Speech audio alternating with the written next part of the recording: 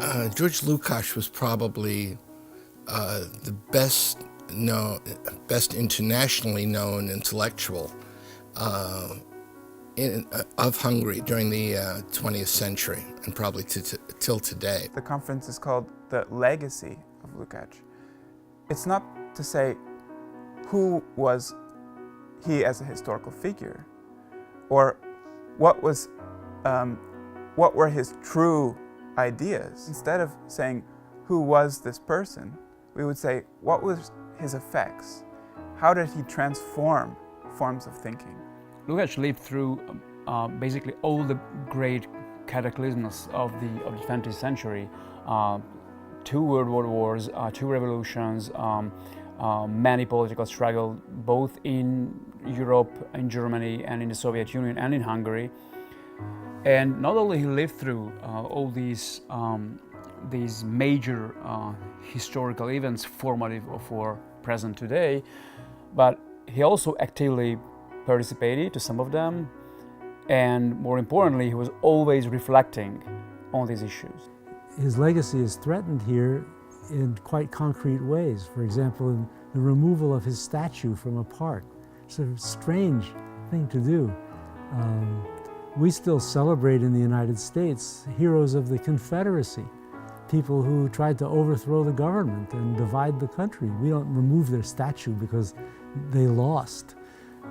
It's just a peculiar relation to history to try and erase it rather than to incorporate it in the present. And of course the issue is now posed also with respect to the archive, which his apartment, which contains his manuscripts and books, there's a move to close the archive.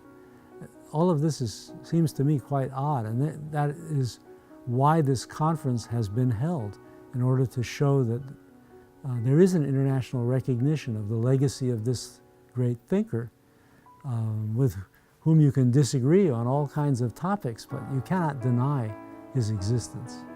The Legacy of Lukács provides us with a lot of conceptual tools, both in the realms of philosophy, political science, if you'd like, literary theory as well.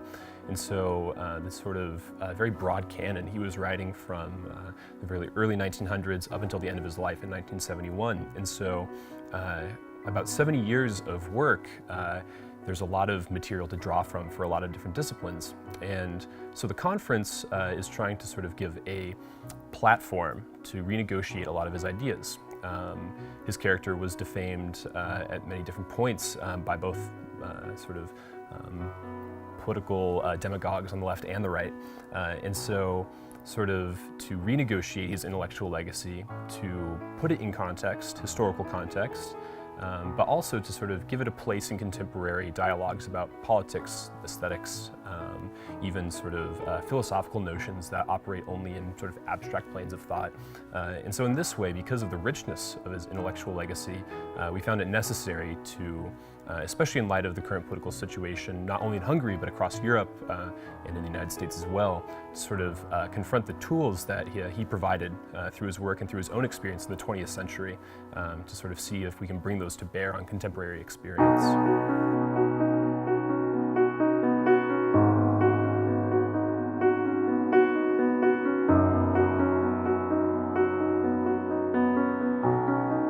The idea of cooperation was earlier than the attack of the current Hungarian government against Central European University. So retroactively, we can see that this cooperation is not only proved to be fruitful on the academic level, but also in a way it was a kind of political demonstration of standing united for different causes, but which are at the current political scene are deeply interrelated. The attack on Lukács on the one hand, the attack on the CU on the other hand, these issues that cannot be separated from one another. These are part of the same strategy of the current rightist government to take political advantage of attacking institutions that are and traditions that are not conform to their political profile. Lukács has come under attack by the present government, and we've already seen his his archive closed, statues removed, and also anti-Semitic caricatures brought into play.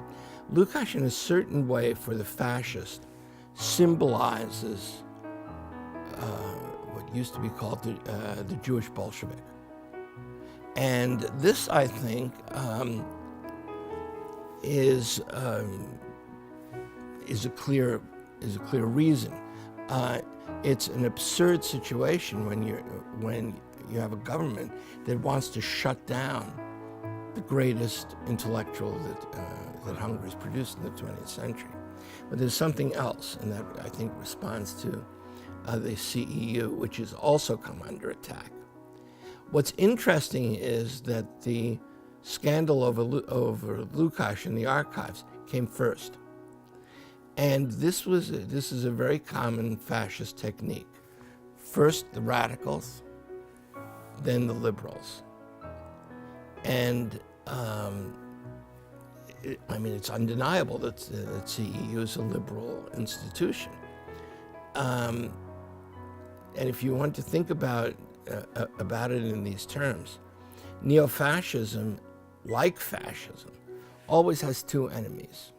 And those two enemies are the great political heirs of the Enlightenment: liberalism and socialism.